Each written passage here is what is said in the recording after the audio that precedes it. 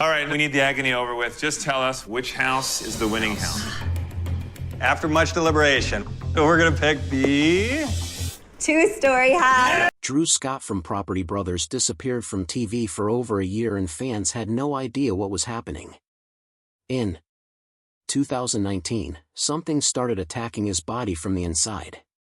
Doctors ran test after test, searching for lupus, checking for neurological diseases, but nothing made sense. His mind went foggy. His body couldn't handle heat. He lost the energy to stand on set. And the scariest part, no one knew what was killing him. By the time they finally found the answer, the damage was already done. Today, we're uncovering the hidden illness that almost ended his career and the painful truth he kept from millions of viewers. Drew Scott's birth story begins in a room where everyone thought the hard part was over. It was April 28, 1978. In Vancouver. And Joanne Scott had just delivered Jonathan.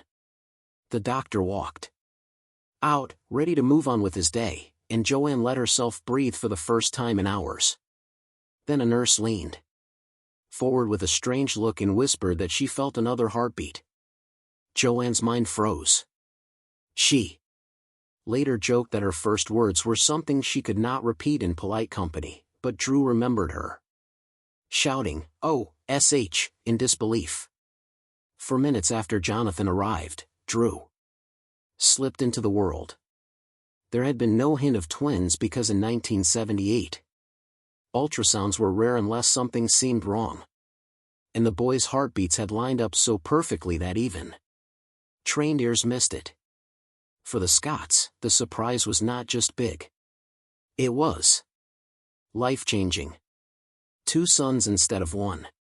2 futures unfolding at once. As the shock faded, their family life took shape on a quiet horse farm in Maple Ridge. Jim and Joanne had come from Scotland and built their home with their own hands. The land was rough and the chores endless. But the boys learned to love that rhythm. There were mornings when the cold nipped through their jackets while they hauled feed across the yard. There were afternoons when they raced horses across open fields, feeling like the world stretched out forever. Joanne joined them in karate lessons and pushed them to stay disciplined. Their parents kept them on a tight but loving path, teaching them to save money, fix what broke, and keep going even when things were hard. That ranch life carved resilience into them before they even knew what the word meant. It taught them how to work, how to try, and how to stand back up. By the time they were 7, Drew and Jonathan wanted to create something of their own. That spark led to Jam Enterprises, a tiny business with a name built from John, Andrew, and Mom. They wrapped hangers in soft nylon, added little rose decorations, and carried them house to house, selling them with shy smiles and big hope. Their pitch was simple, but their effort was not. Sometimes doors slammed. Sometimes people bought 5 at once. Then a wholesaler placed a huge order, the kind that made their eyes widen. The boys earned close to $15,000. A number that felt magical. In the 1980s, Joanne guided them through invoices and deliveries, turning their small craft into a real lesson in business. That first success showed them that money could grow from hard work and that teamwork mattered more than talent. Not long after that, their world took an odd and colorful turn. At 8 years old, they became child clowns. Drew became Curly and Jonathan became Dimples. It sounded silly, and it was, but those gigs paid up to $100 an hour. They performed at parades and birthday parties covered in paint and balancing props while children laughed around them. Drew liked the rush of it, the feeling of holding a room's attention. He also liked buying candy for friends with the money they made. Yet, the makeup, the costumes, and the long setups wore them down. Eventually, they stepped away. But those moments nudged Drew toward performing. They taught him how to read a crowd and how to keep people watching, something that would help him far more than he realized. Their childhood rolled forward with structure and tough love. Jim believed in work at any age and insisted they get jobs as soon as they could. It did not matter if they were selling hangers, clowning, or taking care of the ranch. The goal was to build character. Creativity was encouraged, but responsibility came first. Every chore, every early morning, every small business attempt layered new strength into them. Later on, when people ask how they managed to juggle real estate, acting, and television, the twins always pointed back to their parents. Everything good started there. While Jonathan leaned toward construction and magic tricks, Drew dreamed of basketball. By high school, he practiced 4 to 5 hours a day, pushing himself until he earned a 43 in vertical jump. It was the kind of number that made coaches pause. He made the University of Calgary team, but an injury stopped him before he played even one official game. Then in 2003, when he was 25, another college offered him a spot. At first it felt exciting, but quickly he realized the recruits around him were younger and moving faster. He walked away from the sport, feeling the ache of a dream closing behind him. That moment hurt, but it pushed him somewhere new. Real estate waited on the other side of that decision, even though he did not see it clearly at the time. At 18, while entering university, the twins bought their first property. Most students could barely pay rent, but Drew and Jonathan found a $200,000 fixer with a vendor take-back mortgage that required only a $250 down payment. They renovated it, sublet rooms for $800 each, lived rent-free, and sold the house a year later with a $50,000 profit. The process felt risky and thrilling. That flip became their entry into a world that would later define them. They kept going, flipping dozens of homes over the next 15 years, building experience one wall and one decision at a time. Drew kept juggling side jobs to survive. Flight attendant, personal trainer, website designer, mall security, busboy, even manager at a bikini store. Nothing stuck for long, but every job taught him something about people and pressure. Even with all that work, stability felt far away. He needed more control, especially when realtors kept costing them money through bad deals. So, in 2004, after losing thousands to poor representation, Drew decided he had had enough. He got his real estate license so he could protect every dollar they earned. With both brothers licensed, they handled everything themselves. That choice set the stage for their empire. Later that same year, they launched Scott Real Estate, Incorporated. It was a complete system under one roof.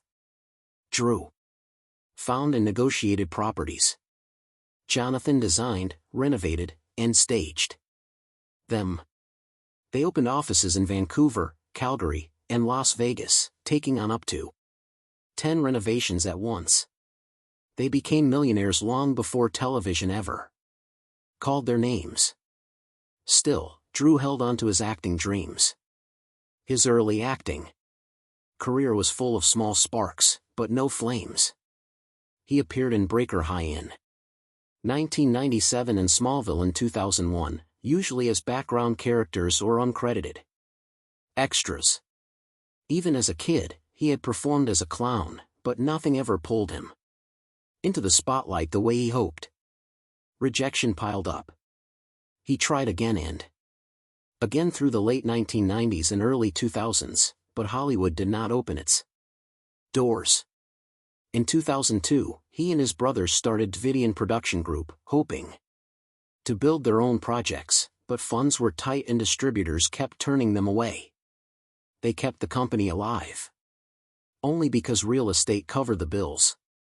By 2010, they shifted toward digital and TV, but those early years tasted like constant struggle.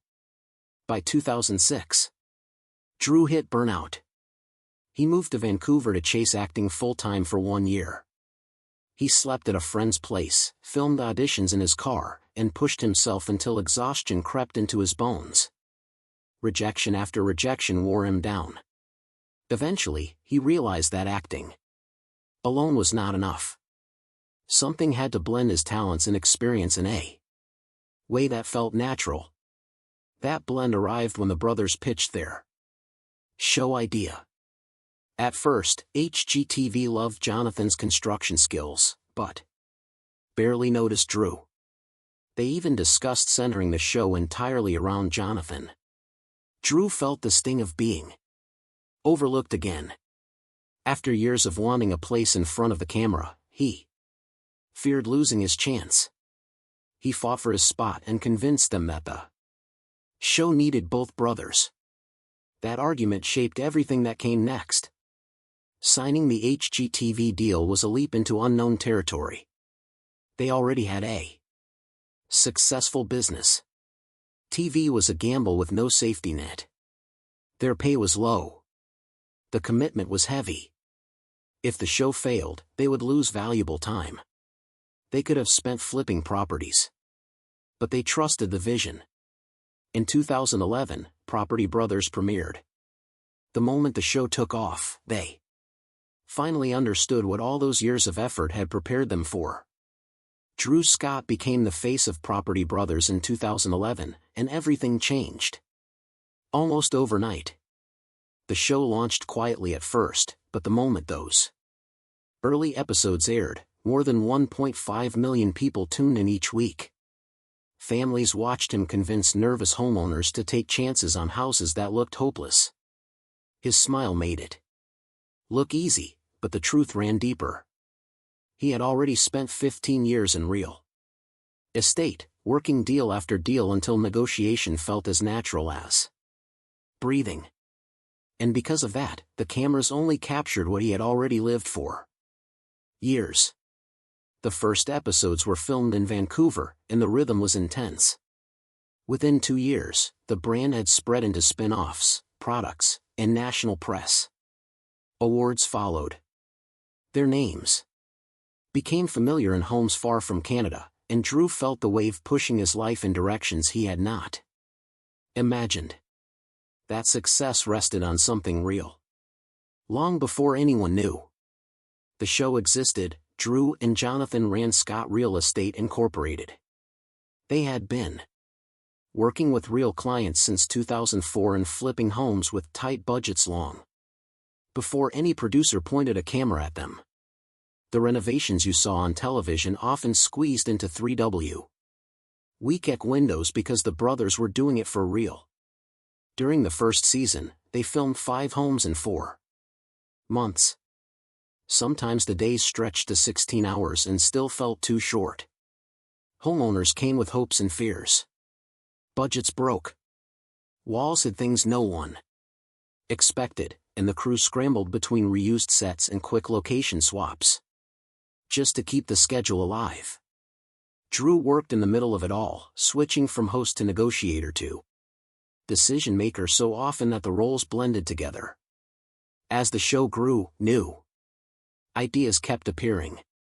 By 2013, buying and selling arrived. Soon after came Brother vs. Brother and later, Forever Home. By 2019, the franchise held more than 14 seasons and several side series. Drew felt the pull of a brand becoming bigger than the show that started it. In 2015, they launched Scott Living and hoped for steady growth, but instead the line reached $100 million in revenue within 2 years and aimed to double by 2017. They released books. They signed licensing deals. Their designs moved into furniture, kitchenware, and whole home collections. Drew stepped into boardrooms and helped shape every deal because the brand carried his name and his promise. He also stepped behind the camera. Scott Brothers Entertainment became his second home, a place where he shifted between creator and executive. By 2024, the company had produced more than 20 original series, digital projects, and branded films for platforms like HGTV, Netflix, and Amazon. Drew reviewed budgets, sat with creative teams, and built partnerships with companies that wanted access to the Property Brothers magic. Some days he filmed in one city, flew out for a meeting that same night, and arrived at an editing room the next morning. There were months he logged more than 20,000 miles while still appearing on screen. Like nothing was happening behind the scenes. But the pace began carving into him. Years of travel, filming, and constant pressure caught up in ways he did not expect. By 2025, he felt bone deep exhaustion that no sleep could fix. His body ached. Heat from studio lights made him dizzy. Some days he could not stand for long without feeling his legs give out. Doctors later told him he was dealing with possible mercury poisoning, along with chronic fatigue syndrome. The symptoms had been growing quietly for months, hidden behind smiles and scheduled appearances. Fans only saw small absences and quick statements. They did not see the days he could barely move or the moments he questioned whether he could keep going. When he finally spoke about it, people were shocked. It became clear that success had come with a heavy price. Long before the fame and the business expansion, something softer had started shaping his life. In 2010, during Toronto Fashion Week, Drew met Linda Fan. The room buzzed with music and bright lights, but she stood out with her playful costume as the fashion police, handing mock tickets to anyone with a questionable outfit. Drew laughed. She laughed. Soon they stepped out for sushi, then hot cocoa, then karaoke until sunrise. That first date had no talk of renovations or television. It was two people singing, joking, and learning each other's rhythm. Drew later said he believed in love at first sight. But what stayed with him was Linda's warmth and the steadiness behind her smile. Their connection grew slowly and then all at once. Later, when she became creative director at Scott Brothers Entertainment, their lives merged even more.